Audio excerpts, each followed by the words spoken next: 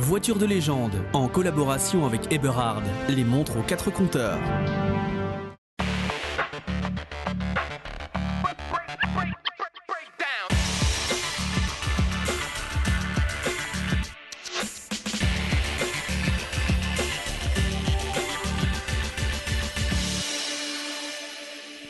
Bienvenue dans Voiture de légende, nous allons vous emmener tout au long de ce mois de novembre sur les côtes. Alors nous irons sur la côte adriatique, nous irons sur les côtes du Tour de Corse, mais on commence par la côte belge avec un grand événement qui prend corps. C'était la 2e édition seulement cette année, mais c'est déjà devenu un classique des classiques. Il s'agit du Zoute Grand Prix à la mer du Nord, à Knokke-le-Zoute. C'est parti.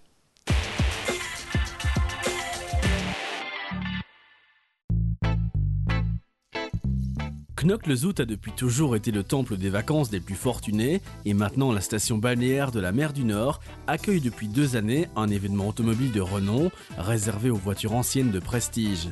Événement inspiré par une bande d'amis passionnés. Ils ont mis en place le Zoute Automobile Club avec le but de réaliser un événement annuel de très haut niveau dans le paysage belge des rallyes automobiles classiques.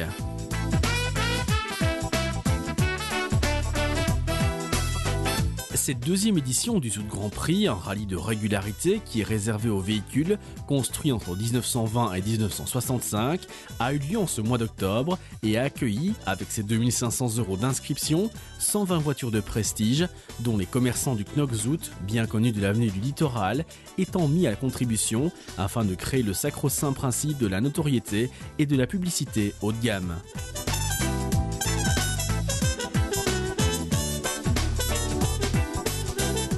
Mais revenons au Zoute Automobile Club qui a été fondé en 2009 sous la forme d'une association sans but lucratif. En dehors des membres qui forment l'Assemblée Générale, cette ASBL est dirigée par un conseil d'administration et un comité d'honneur qui forment ensemble le noyau de l'association, qui décide de l'admission de nouveaux membres et indique la direction que l'association veut suivre. Chaque propriétaire ou conducteur d'un oldtimer, exclusif ou d'une voiture classique exceptionnelle de plus de 25 ans et agréé par le contrôle technique de l'association peut se présenter comme candidat à la ASBL avec son automobile. Le Zoute Grand Prix de 2011 se compose de 2 parties importantes, un rallye de régularité chronométré de 2 jours et une balade bucolique. Toutes les voitures participantes y ont été soumises à un contrôle de la FIVA avant de pouvoir parcourir 250 km par jour au travers des polders et des villes et villages de Flandre occidentale, guidés par un roadbook comportant toutes les indications nécessaires, les contrôles et les périodes de neutralisation. Parallèlement à ce rallye de régularité, une promenade avec roadbook était également proposée pour un maximum de 50 participants dans un parcours plus court, dans la même région, sur environ 150 km et dont la palme revenait à l'équipage Didier Behagel et Fria Van Iwaneuse sur AC Cobra Shelby de 1965.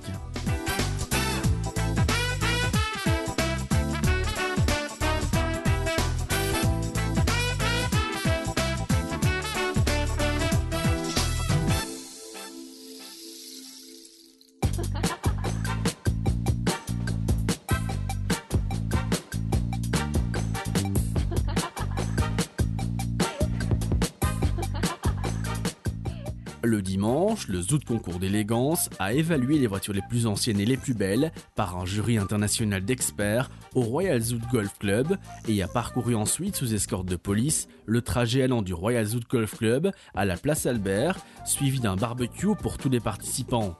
Un Fastest Quarter Mile a également eu lieu dès 9h. Les participants démarrant alternativement toutes les minutes, la position de départ des voitures étant déterminée par leur année de construction, avec priorité aux véhicules les plus anciens, comme de juste dans toute bonne organisation.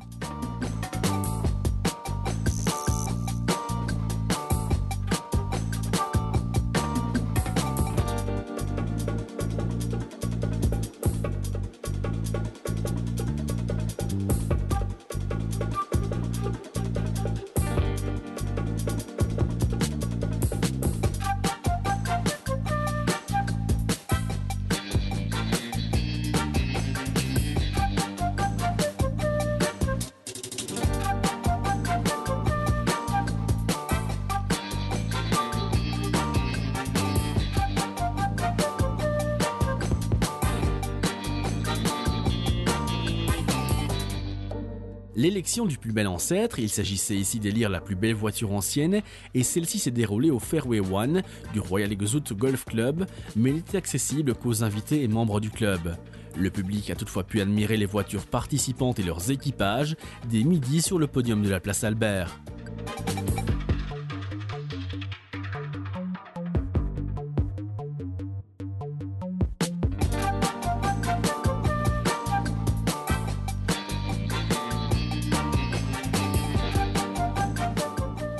Le cœur du Zout a été également le décor d'une exposition permanente d'environ 100 voitures de luxe sur la digue de mer, la place Albert et l'avenue du Littoral.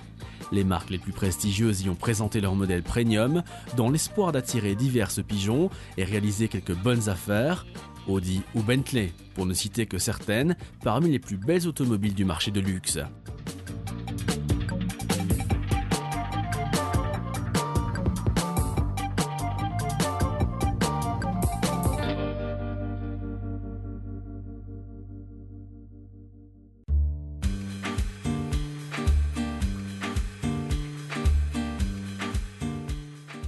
Quelques premières belges, des voitures exclusivement, étaient présentes. Bentley Continental GT, Lamborghini Aventador, Ferrari 458 Spider ou Porsche 911 Speedster. Outre les voitures exposées sur la digue, toutes les marques présentaient leurs modèles les plus récents sur des podiums répartis avenue du Littoral et place Albert. Seule la figure de proue de l'exposition, une Bugatti Veyron Grand Sport, siégeait à l'intérieur de la galerie d'Art Peters.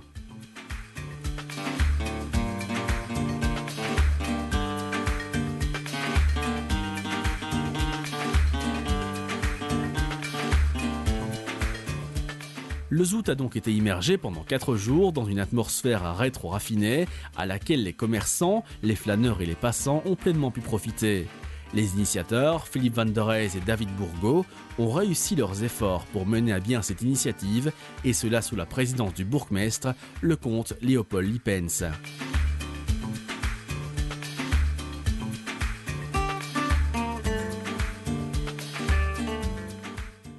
Il faut également féliciter tous les participants, sans quoi il n'y aurait pas de rallye, et les vainqueurs de l'épreuve, grands habitués de ce type d'épreuve, les frères Castelin sur Porsche 904 GTS de 1964, qui ont réussi à se jouer de tous les pièges tendus au travers des petites routes sinueuses de la campagne des polders.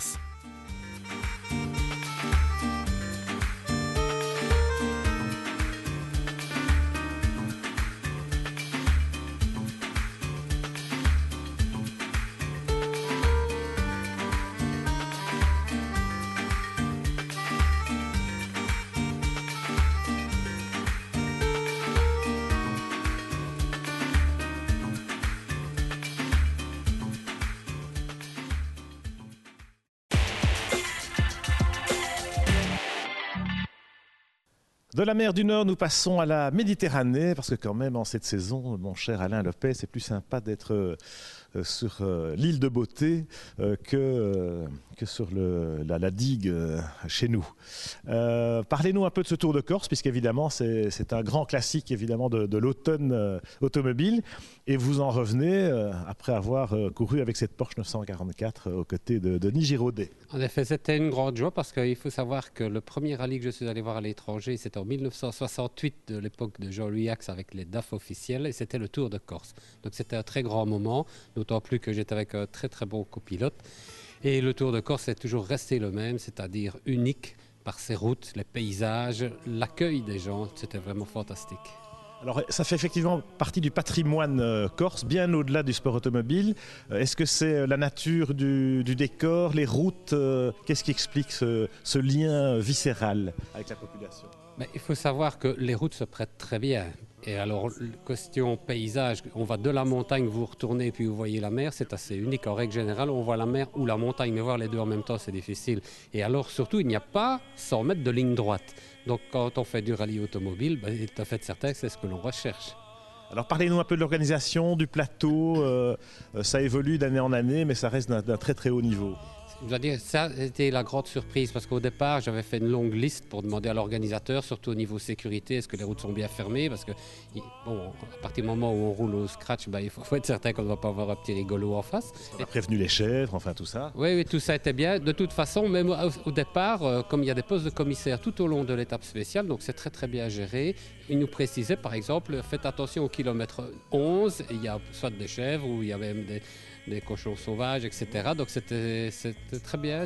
De ce côté-là, il n'y avait vraiment aucun souci et c'était vraiment une perfection. Alors, question plateau, ça c'est ce qui se passe maintenant, c'est l'escalade. Hein. D'année en année, tout le monde affûte les voitures, on vient avec des avions presque. Hein. Donc c'est très impressionnant, mais c'est bien conduit. Il y a de plus en plus de spectateurs, donc il n'y a rien à faire, la mayonnaise, elle prend. Hein. Est-ce qu'on peut parler de nivellement par le haut en termes de plateau? Est-ce que c'est une génération qui maintenant se rabat presque sur les courses historiques en y mettant tout son cœur, toute son expertise, tous ses moyens? Ils mettent surtout des moyens parce que les voitures, on voit maintenant, ils changent de pneus même pour les étapes spéciales, etc. C'est vraiment très très poussé, mais bon, ça c'est ceux qui jouent le tiercé, le podium. Ce sont des gens de toute façon qui sont très capables parce que les voitures, c'est vraiment d'un très bon niveau, mais les pilotes aussi.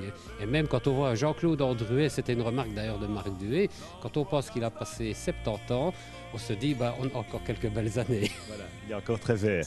Le parcours proprement dit, Alain, il a beaucoup évolué lui aussi, ou bien est-ce qu'on se retrouve finalement sur des routes qui ne sont pas tout à fait inconnues? Le parcours est semblable, je vous l'ai dit, moi je suis allé il y a 43 ans, il y a des routes qui ne se sont pas élargies parce qu'il n'y a rien à faire. Quand on est dans la forêt, c'est pas possible, dans la montagne, parce qu'il y a le trou d'un côté, et puis comme il n'y a pas beaucoup de passages, ils ne vont pas creuser dans la montagne. Là où il y a les grandes différences, c'est sur les grands axes. Là on voit quand même qu'ils ont mangé de la montagne pour élargir, mais là où on fait les étapes spéciales, bien sûr, il n'y a aucun problème. On revit vraiment comme à l'époque. Alors voilà, cette machine à remonter le temps, ça vous permet de retrouver aussi des concurrents de l'époque ou d'autres époques. Parlez-nous des principaux pilotes qui se sont illustrés cette année. Ici, évidemment, il y avait, il faut remarquer, Jean-Claude Andruet qui termine second et qui court évidemment après une victoire parce que ça fait des années et des années. Mais manque de bol, il est tombé sur un plus fort peut-être que lui, surtout qu'il y avait une voiture très puissante. Il y avait aussi une très très belle Stratos qui était conduite par Eric Comas. Il y avait Alain Oreille qui disposait aussi d'une Porsche. Vous savez, les Porsche, là, elles font plus de 300 chevaux, donc ça devient vraiment une escalade. Et alors, toute une série de pilotes que l'on retrouve, dont le père Simon, qui a ressorti une superbe Opel Kadett d'époque. Vraiment des gens qui ont participé, qui aiment ça, des passionnés. Et on retrouve finalement l'ambiance de l'époque, l'atmosphère quasiment de l'époque. Oui, et puis c'est quand même très relax parce que lorsque l'on se retrouve... Vous savez, maintenant, le rallye moderne, excusez-moi, mais chacun vit un petit peu de son côté. Tandis que là-bas, on va manger un bout ensemble parce qu'il y a un arrêt de 3/4 d'heure le midi. On ne va pas chacun dans son coin, on est tous ensemble. Ça, c'est le côté super sympathique et c'est inabordable. Impossible à improviser, c'est vrai. Alors Alain, dernière question. Entre votre rôle d'organisateur et celui de compétiteur, qu'est-ce que vous préférez? Est-ce que vous aimez marier les deux? C'est certain que je préfère faire la compétition parce que c'est quand même, j'en ai tellement fait que c'est un virus et c'est même dommage. J'aimerais ne plus aimer, mais quand on a ça dans le corps, c'est triste parce que, malgré mon âge maintenant avancé, j'ai l'occasion de faire ici le Tour de Corse parce qu'avec une très belle voiture, en plus, quand on revit ça, on se dit, qu'est-ce qu'on est bien. Alors, organisateur, c'est votre autre casquette, évidemment. Et notamment, on va en parler puisque c'est le grand événement de l'hiver en Belgique. Vous avez repris les boucles de Spa Légende. Alors, ça se présente cette année. Là, on parlait de course à l'armement ou de nivellement par le haut. Qu'est-ce que vous allez apporter comme touche personnelle à ce grand moment du sport classique belge ? Ce que je souhaite surtout, c'est amener de la sérénité dans l'organisation parce qu'il y avait quand même certaines tensions qui ne sont pas à long terme favorables. Mais surtout, le grand changement, c'est qu'au niveau pneumatique, on va quand même limiter l'escalade, c'est-à-dire on ne pourra utiliser uniquement des pneus neige, quelles que soient les conditions. De toute façon, il fera froid, même s'il fait sec, le pneu neige convient très bien, puisqu'à partir du moment où la température est en dessous de plus 7, le pneu neige est parfait. Mais alors surtout, le deuxième gros point auquel j'attache d'importance, parce que j'aime beaucoup les voitures et les voitures anciennes, c'est que je supprime tous les mauvais tronçons de terre. Donc il n'est plus question d'aller taper bing-bang avec une voiture. Et alors à partir du moment où il y aura des endroits inévitable, parce que des fois ça arrive, eh bien soit je mets un contrôle de passage ou un système de chicane pour vraiment faire ralentir les personnes qui passent à 20 à l'heure pour ne pas abîmer les voitures. Voilà. Ok, super, merci Alain. On se retrouve donc en février pour ces boucles de Spa légendes. En attendant, eh bien, nous on retourne vers la mer, mais on va passer de la Tyrrhénée à l'Adriatique. Tirrene Adriatico, c'est pas une course cycliste, hein, je vous rassure. C'est le Grand Prix Nuvolari qui s'élance de Pise, direction Rimini.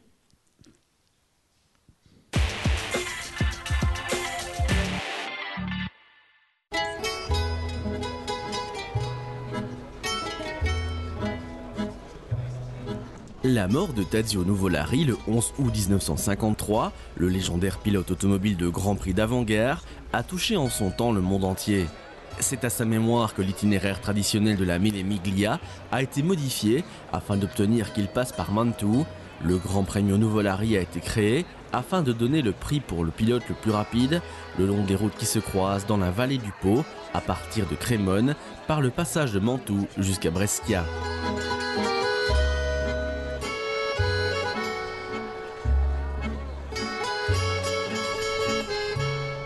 Donc, en ce mois de septembre, s'est courue la toute belle épreuve de régularité réservée aux voitures classiques historiques pour le 150e anniversaire de l'unité italienne, inscrit officiellement dans les événements du calendrier FIA.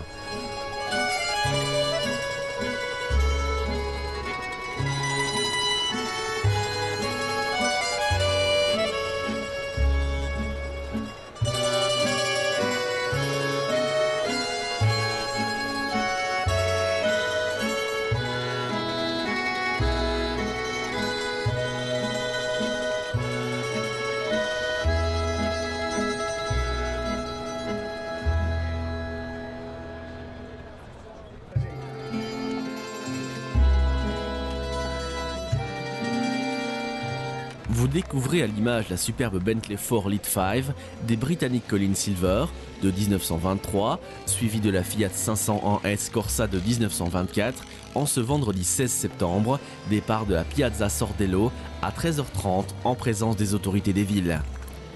Buick Speedster, Bugatti 35 et 37, à 1000 quarts des années 20 à 30, se sont succédés car le départ était dans l'ordre croissant des années de fabrication. Applaudissements nourris des nombreux spectateurs pour l'Alfa Romeo 6C 1500 Super Sport des Italiens Salvinelli de Marco, voiture construite en 1928 à 31 exemplaires et dont la puissance était de 60 chevaux pour une vitesse qui approchait les 140 km/h.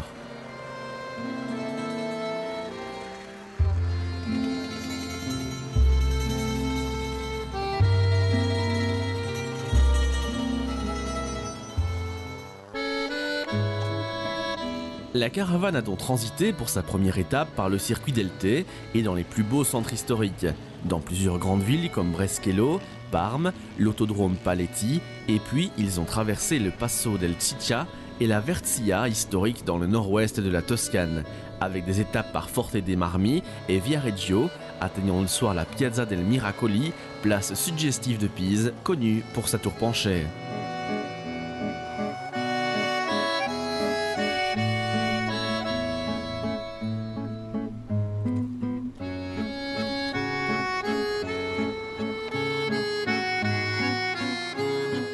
Près de 300 équipages participants venus de partout d'Europe et du monde entier, voitures d'avant-guerre, un itinéraire de 995 km/h et 61 secteurs chronométrés confirment que l'événement historique est bien le deuxième concours de régularité dans le monde et par le nombre d'équipages et de difficultés techniques sur l'ensemble du kilométrage. Les voitures doivent être produites entre 1919 et 1969 et munies de leur passeport FIVA. Les différents certificats attestant leur authenticité étant les seuls admises à la manifestation. Une édition unique, cela parce qu'à l'intérieur du calendrier officiel italien, des événements conçus pour célébrer les 150 ans d'unification de l'Italie, le gouvernement, sous la présidence du Conseil des ministres, visait uniquement des événements sélectionnés et reconnaissait son rôle historique.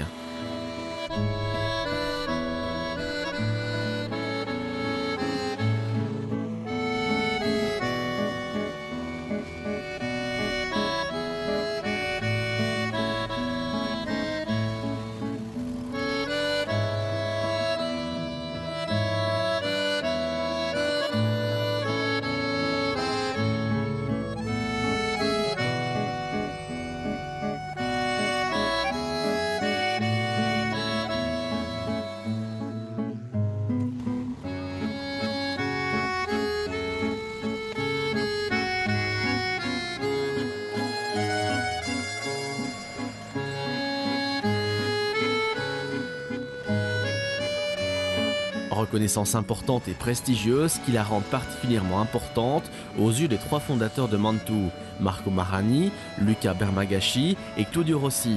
Équipe qui cette année célèbre les 30 ans de sa fondation, la plus longue en Italie, tout unanime dans l'examen de cette question qui la mentionne comme la plus importante de son histoire.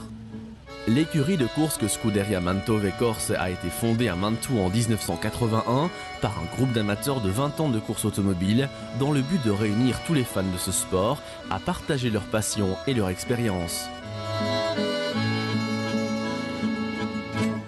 La deuxième étape du samedi, avec comme destination la ville de Rimini sur la côte adriatique, les voitures ont traversé les centres historiques, tous évocateurs, comme Livourne, important port face à la Corse, puis le circuit de Montenero, scène de nombreux sports motorisés, la ville et Siena-Arezzo, même montée de San Savino et San Leo ont accueilli chaleureusement les voitures.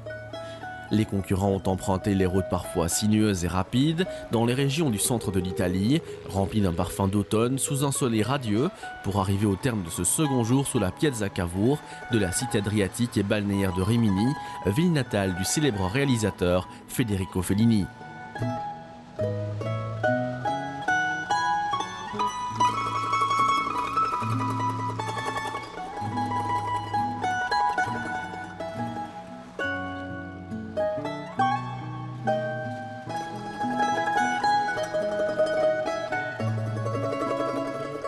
La dernière partie du tracé a touché plus tard dans la matinée la ville de Ravenne et de Ferrare, le circuit historique d'Ario Osteo, en passant par les villes de Savio, Saint-Apollinaire. À Comacchio, les voitures ont quitté la côte pour Migliarino, Ferrara et le circuit del Castello, puis la ville de Bondanello et Casteldario, patrie du Grand Azio, pour être de retour à Mantoux en fin de journée. Beaucoup d'Européens étaient présents, tout comme ceux qui provenaient des États-Unis, d'Argentine et de Russie, voire du Japon. La participation des pilotes japonais à Mantoux était intentionnelle, en signe de solidarité pour les récents événements tragiques qui ont touché leur pays. Cette intention était également mise en évidence par un rappel Forza Giappone, Go au Japon, inséré dans l'adhésif sur la carrosserie de tous les participants et dont le geste a été particulièrement apprécié du président de la Scuderia Tazio Nuvolari, Asie, Kentaro Kato. Les adhésifs couvrant les flancs des voitures anciennes et la grande réussite qui depuis plus de 20 ans signifie que Audi et Eberhard & Co, marques faisant autorité italienne et internationale, ont confirmé leur présence comme sponsor officiel.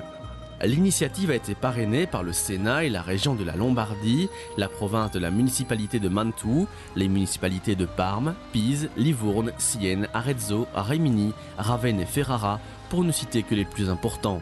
Fin du rallye à la place Sordello à Mantoux. C'est par la victoire de Giuliano Canet et Laura Confoglianori à bord d'une Lancia Aprilia 1938 que se termine la 21e édition de la Grande Premio Nuvolari organisée par la Scuderia Mantoux, course et organisation en collaboration avec le Musée Tazio Nuvolari et le club automobile de Mantoux. Après la Lancia, classée deuxième, Vesco Guérin, vainqueur de la dernière édition de la Grande Premio Nuvolari 2010, sur un Sport Fiat 508 Balilia, sport de 1934. Troisième marche du podium pour l'équipage Fortin Pile sur Fiat 600 de 1957 et quatrième classé, Salvinelli de Marco sur Alfa Romeo 6C 1500 Supersport de 1928. Souhaitons longue vie à ce merveilleux rallye classique et historique pour les années à venir.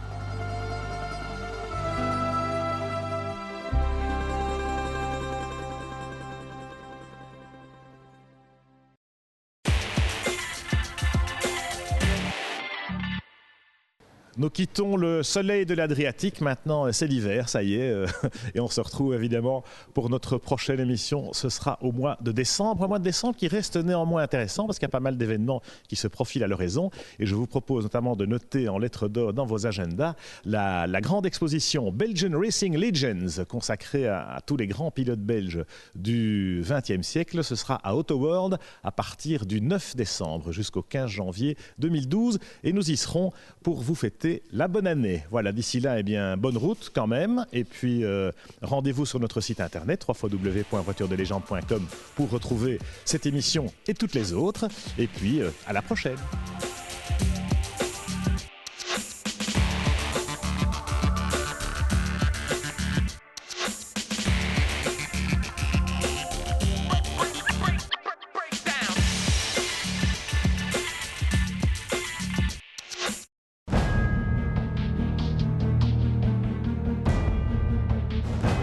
Voiture de légende, en collaboration avec Eberhard, les montres aux 4 compteurs.